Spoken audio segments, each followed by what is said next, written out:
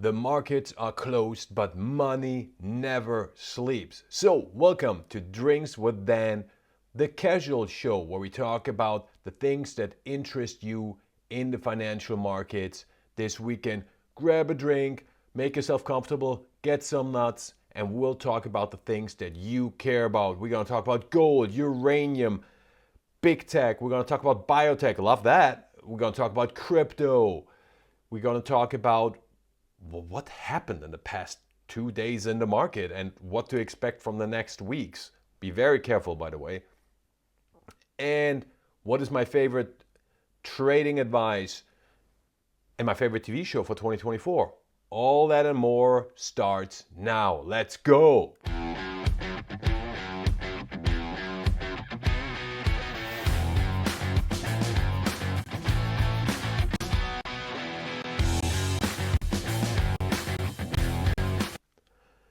So, before we start the show, housekeeping real quick. First thing, you hear it in my voice, I'm a little bit under the weather, but absolutely no way I wouldn't do this show to pay off my debt. As you know, this is part 2 of the Arizona State win over our hated rival, University of Arizona. So we scored 49 points. Last week's show was 24 minutes, so this week's show will be 25 minutes. Perfect. Second thing, if you saw my show prediction 2025 for silver and gold, you know that the sound was not up to the standards that we usually have here. And I take responsibility for that, and I apologize for that. It just got mixed up. I have no idea what happened with the tech, to be honest with you, but I'll take responsibility. So my apologies to you, and I will re-record the predictions that are going to be coming out next week for oil, uranium miners, and my favorite hot trade of 2025 in the commodity sector, of the commodities that are listed and traded. There's another trade that I might do a special video on, but more on that later. So with that, let's jump right into it. So let's first talk about the markets. What happened in the past 2 days? Crazy banana times with a massive sell-off on Thursday and then a big rebound on Friday. We got a big problem on our hands. And the big problem is a little different than what you might think or what you hear and what you read. So the reason why Friday was so crazy was because it was quad witching, which is, it happens once a quarter when all the different options expire. And that usually leads to crazy movement in the market that is not representative of the overall market. So usually what you do is if you don't have stakes in the game, in the option game, you sit out quad witching, you wait for the market to find its equilibrium on Monday, and then we can go back to business as usual. Well, we have a problem, and the problem is that next week is the Christmas week and the week after is the New Year's week. That means we have minimal participation of institutional investors. The markets, when they are even open in the next 2 weeks, are mostly dominated by retail investors. That means that in a year like this, they will likely float up, but it's not representative of the overall market. So whatever happens next week and the week after means very little to the overall sentiment in the situation.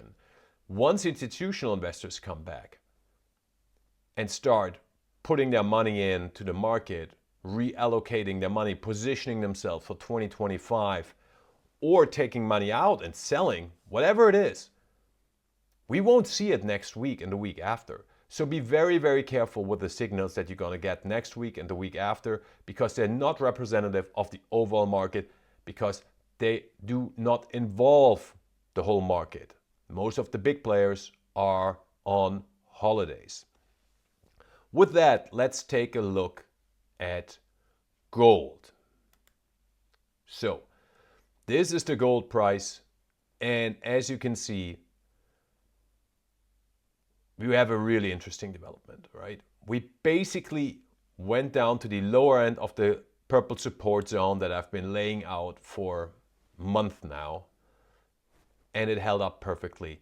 It almost correlated with the lower end of the uptrend channel that you are very familiar with, that has been in place since we broke out to new all-time highs in March. So this is as good a test as we get, because as you see here and here and here, we actually never really went all the way back to test the lower end of the uptrend channel, which is a good sign. It's a sign of strength. And obviously what I really like about what's happening now is we did not go lower than this low. We made a higher low. If we hold this, so we want to watch what's happening with the gold price. We can also see that this old support zone, now resistance zone, was able to keep the gold price in check on Friday. It was not able to break it.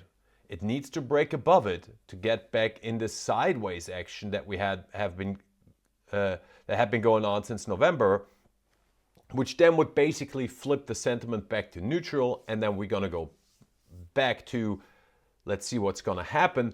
But overall, the bias would then be more positive. Why? Because we made a higher low. So this is a really interesting development. Support zone held. We're gonna keep an eye on gold because there could be something happening. Now, I got a question from AMP 98765. Can take a look at A-Mark. Seems to me it is at a fire sale buy level.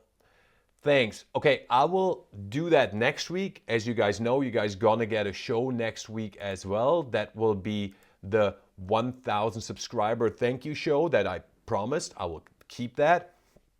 We'll make that, well, we're definitely not gonna make that 1,000 minutes, but we'll make it a 30-minute show. How about that? How about we start with that? Let me push that off till that show, please, AMP. I'll get to it. I haven't followed A-Mark in a while. I'm familiar with the company. I'm kind of familiar with the chart, but I really want to dive in deeper. But I am with you that is a really, really interesting company in the gold sector. So we'll get to that next week. Max G asked, do you like UUUU? That's Energy Fuels. If you're not familiar with a symbol, it's a uranium producer. Almost as good as UEC, which is one of the flagship uranium companies. So let's jump into the chart of UUU. So here we go. As you can see, UUU had a really bad 2024, like most uranium stocks. It was a consolidation year after a really stellar year 2023 for the uranium sector. But you can see this is really brutal. And it looks like the uptrend, and this is the long-term uptrend since 2020, is in danger to be broken. Now, I see a scenario like this, where we have a fake breakdown, find the bottom in the support zone, and then rally back up. Basically, Energy Fuels is like borderline big enough for institutional money, so that makes it very tempting for institutions to trigger something like a fake breakout of the uptrend to shake out the retail investors with stops and then buy up their shares on the cheap. And we see here, if you take a look at it, this blue support zone has held up like a champion for Energy Fuels. Once, I don't even count this, but you could if you wanted to, twice, 3 times, 4, 5, and then we have like a cluster here of 3 tests, all successful since 2021. So we can assume this support zone will hold up, especially since the fundamental situation for the uranium sector overall, especially the American uranium sector. And if you've been following my channel since I started it, then you know that I've been telling you the Australian uranium market is nice. Canada will be good, but the action will be in the American uranium market. That's where you want to be in, and Energy Fuels is one of the big dogs in that market. And they entered the rare earth space with an acquisition in Australia and in Madagascar, and that's kind of the problem.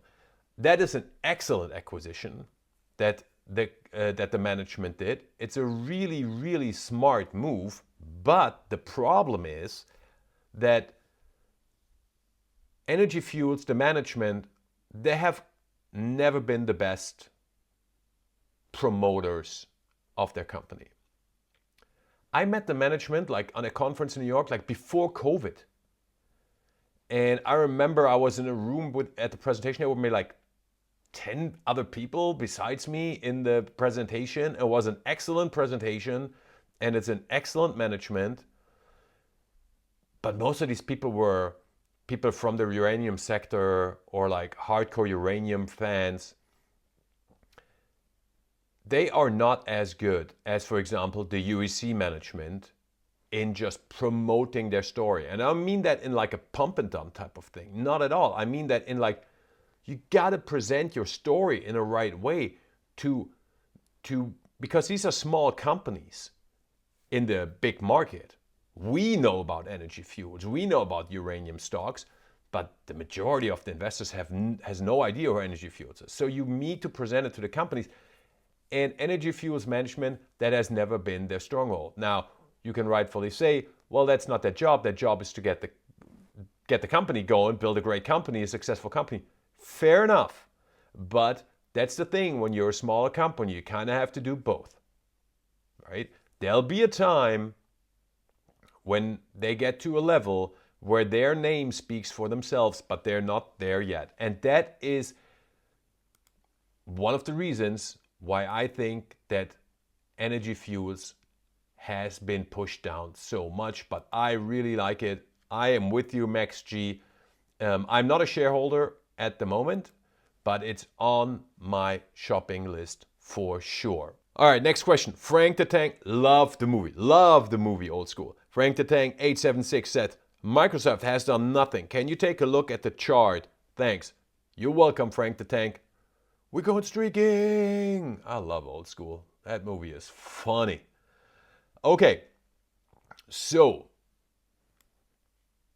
let's take a look at Microsoft. This is the long-term chart. You see we had a beautiful big uptrend channel 2019. That's perfectly intact. And you can see here we had these big moves from the lower end of the channel to the upper end of the channel. Perfect. This is what we were in 2023 when we had a big move up from the lower end, as you can see, to the upper end. And what really happened is Microsoft consolidated, you see it here in the yellow sideways channel and the extended zones, this massive up move, which is completely normal and healthy. And if we take out this breakout try as basically a bull trap, which it turned out to be, then you can see Microsoft did nothing. And now this fall, it tried to break out and it's retesting the sideways channel. So I'm looking at two things here. First of all, Microsoft still looks very good and I love the company. Either the test of the sideways channel is successful, then I'll be interested if we get over 445. I'll go long on a trade, on a swing trade. If I'm more conservative, I want Microsoft to take out this high right here. So I'll probably wait till like 460 is broken. Or if it falls back in a channel, I'm definitely buy around 400 because this channel has been great support. But there's another thing. Look at this channel.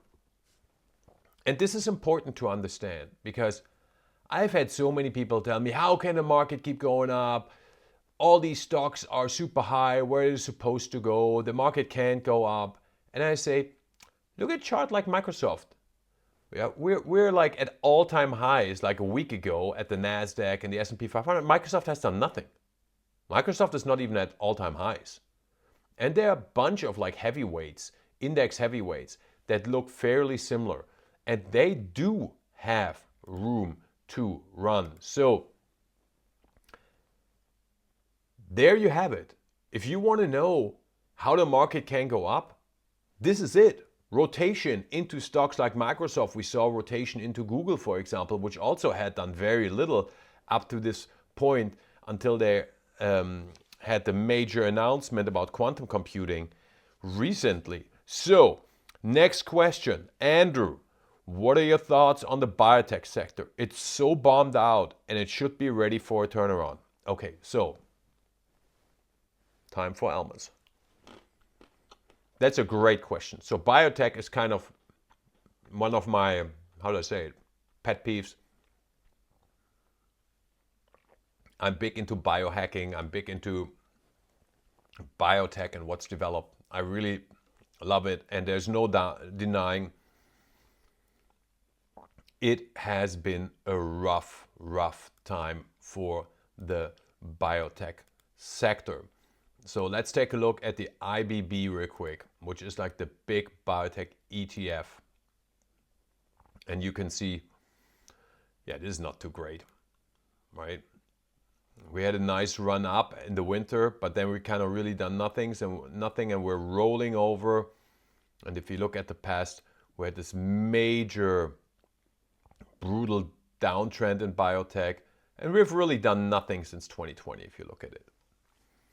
So what's happening? First off, when in doubt, zoom out. Let me show you the long-term trend of biotech. Let me switch to the weekly.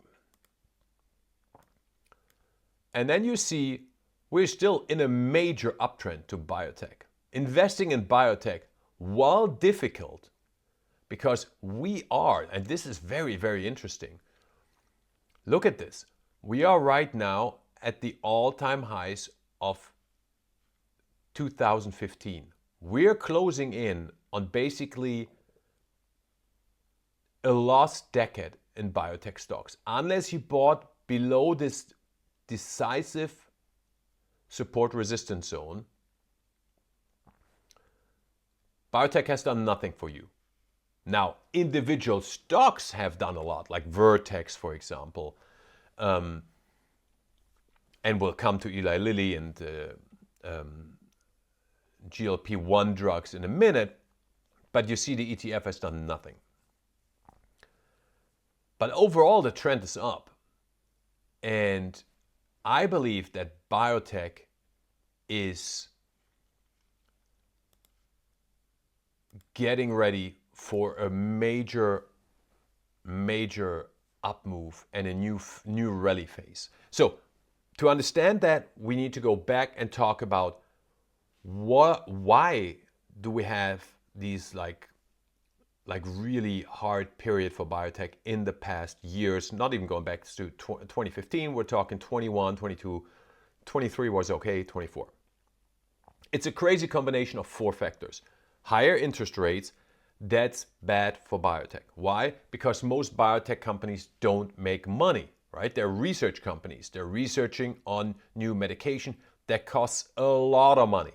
So rising interest rates, really bad for biotech, especially smaller biotech, because they need to raise money. That's more expensive. So that makes things more problematic. Also, biotech is on the furthest, like the outskirt part of the risk curve. It's the riskiest of the risk assets, especially small cap biotech. That has been a little bit replaced by crypto. So a lot of investors that used to invest in small biotech companies, they're now investing in the crypto space. Okay, so that's the reason why the small biotech companies are not working. Why didn't the big biotech companies not work? Well, again, three reasons. First macro reason is that the overall investment thesis, it changed, but it's mostly Wall Street is unsure what it looks like. Meaning, they don't know about all the initiatives by the Democrats and some of the Republicans, right? To redo Medicare, how expensive medication can be. I mean, doing research and developing biotech drugs is super, super expensive, right? We cannot forget that when we complain about the prices of medication being so high and treatment being so high. Yes, that is true, and it should be lower, I agree, but it's also unfair to the biotech companies who are basically burning through millions with research that never makes it, right? That's how it works with biotech. You study 5 different components, 10 different components, do tests, spend millions on it, nothing works, and then one works, and you make so much money with it that you offset the losses from the other ones. That's the deal, right? So this is right now in doubt by Wall Street. Wall Street doesn't know what to do with it, so they don't invest. That's exactly what you see in the charts, right? Plus, from the big tech biotech companies, they have 2 problems. Additionally, more and more patents of drugs are expiring. And there hasn't really been any big game-changing drug development in the past years. There were these Alzheimer drugs from Biogen, but they kind of work and don't really work and are not as fantastic as thought out. The last biotech boom, when I was in the market, when biotech was super, super hot, right? This one right here. We had a lot of new treatments in cancer that were coming into the market, immune therapy and CAT therapy or CAT therapy. And people were excited about that. Now, in the past years, there hasn't been really any spectacular breakthroughs, except one, GLP-1. And that was so massive, it basically sucked all the oxygen out of the biotech sector and just into these 2 companies, Eli Lilly and Novo Nordisk. So if you're a big hedge fund guy, you say, well, GLP-1 is where the action is. There's no need for me to invest in biotech. I can just invest in Eli Lilly and I'm in the center of the party, right in front of the DJ booth, right? Whoop, whoop. Yeah, raising the roof. And that's what people did. If you look at the chart of Eli Lilly, this is a banana crazy chart for a big pharmaceutical company. Now, they completely reinvented themselves with the GLP drugs, but look how crazy it looks. Also very interesting is that it really looks like it's rolling over. This one looks very dangerous and very, very toppy, right? I would not touch this on the long side. I mean, if this zone breaks here, if we go below 700, this can go a lot lower. I wouldn't short it. I would never short the GLP-1 hype. I've done it in the past and I made money, but not great money, because the shorts worked, but not really as good as they could have.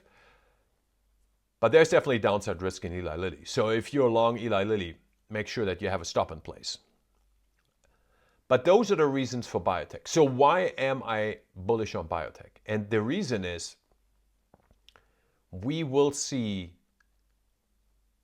that biotech will be one of the big AI success cases of the coming years, right? So we have this problem now that everybody's buying the NVIDIA chips. Now people start to ask, okay, and how do all the companies really make money with all the AI that they're implementing with the chips? It's similar to the internet boom in the mid 90s. That's when I just started out at the market, where everybody was like, you were getting subscriber numbers and user numbers, and everybody was excited about it and pushed up the stocks. And then at some point, someone started to ask, so how do the companies actually make money with all these users? And then everybody was like, yeah, how do they make money? And that was the beginning of the end of the new economy boom. Now, this won't happen here. I don't think so. And as you know, I'm a big, big proponent of the AI boom. And if we play this right, it'll make us rich. But really, there are only a few companies besides the chip companies that actually make money with AI so far. Meta is one of them. Amazon is one of them. And why is that? Is the reason? Well, because the one field that we know where AI really works right at this moment is data analysis. Who has more data than Meta or Amazon, so they can use that to the advantage? What is a sector that highly depends on data that could really use this is biotech. And that will happen. So the big long-term story of biotech is not only to cure all different kinds of illnesses, whatever, it's really personalized medicine. And in order to run, meaning to get to personalized medicine, we need to walk first. So what does that mean? I know several biotech companies that are working with their own AI models to analyze data for potential drugs to basically narrow down where they really work. I give you an example. There's a company out there, won't say the name, I've known it for years, actually when they were still private. They build an AI, and that AI analyzes failed drug trials. So some other biotech companies, they do a trial, it doesn't reach the end point, it fails. And the whole project gets shut down. They analyze that trial data and look if there are subgroups within the patient population where that drug actually worked. So maybe a cancer drug didn't work for the overall patient population of that trial, but for the subgroup of male 40 to 49, smokers, Caucasian, it worked and reached the endpoint. And then they buy this drug on the cheap, basically for nothing because it's finished, and conduct their own trials just on this target group. And if they're successful, they have developed a drug for a fraction of the cost. It's a fascinating business model. This will happen. This is only one use case that I can tell you right now that is really happening right now as we speak in the biotech world. The AI biotech convergence, that'll be the story that will ignite the biotech sector and definitely cause real interest in biotech again, but it has been a rough time. That is right. If I look at the IBB again, here we go. Obviously, if we can get the IBB in this double support zone of this horizontal support zone, which as you can see is super important in the past decade, and this long-term uptrend, I am definitely interested in buying into biotech. All right, we got to hurry up. Again, I'm talking too much, but that's part of, Drinks with them. We'll get carried away a little bit. That's okay. Chris, 2024, what are your thoughts on Solana, on the Solana chart? Thank you. All right, so the cryptos this is a tough one, right? Let me get on Solana here for you. Here we go. So this is the weekly, so let's flip back to the daily. Here we go. So this is Solana in 2024. As you can see, we had the consolidation phase similar to Bitcoin, and then we broke out, and I told you to buy the breakout if it breaks out, and we had a nice run up, and now we broke down and retested the consolidation channel, the down channel. So that is absolutely okay, and we are still in bullish territory. You can also see that the uptrend till September absolutely intact. But I am not a big fan of Solana. I told you this before, if you didn't know, that the number of tokens of Solana has increased dramatically, right? So based on the market cap of Solana and the old amount of token, the Solana price should be about twice as high as it is now. So there are a lot more Solana tokens all of a sudden on the market, and they're getting dumped. And because of that, be very, very careful. Nobody cares when everything goes up, but I'm telling you, watch out. Yes, the Friday candle, that was a really nice candle, right? We kissed the upturn, tested it successful, went up. But no follow through. Sell off right away. I don't like this. So I would stay away from Solana and would look into other altcoins. I mean, there's always a chance for a rally with all the cryptos, as you know, but this doesn't look so good. If this falls back into this downtrend and breaks this uptrend channel, we can get a really fast sell-off up to the midpoint of the channel, where we also have this zone right here where you can see, I'll draw it into next time I talk about Solana, right here in the middle. So there's significant downside risk with Solana. All right, let's go through some questions quick and fire them up. John Wick, oh man, that's one of my favorite action movies, by the way. I love the John Wick series, but especially the first one. John Wick 240173. Man, I wish people could just have like normal names, but that's all right. What's your favorite movie of the past decade? Great question. I picked out two because I do have like a physical DVD collection a little bit. One of them, Wolf of Wall Street. Love Wolf of Wall Street. Also, on a funny side note, you may be familiar with this guy. Well, you definitely know the ugly guy on the left side in the suit, the tall guy. But the other guy, that's the real Jordan Belfort, the real Wolf of Wall Street. This is from like a year ago, a little bit more than a year ago. Met him at a function in New York, and then I met him before in Frankfurt, like a few years back. Really, really charismatic guy. Like, I have to say, that is impressive.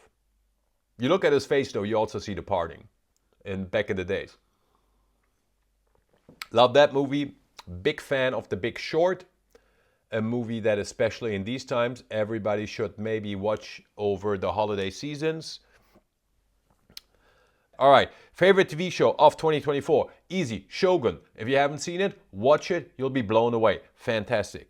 And to close out, because we're running late here, number one trading advice: cut your losses early, let your winners run. That's it. It's way harder than it sounds, but that is it.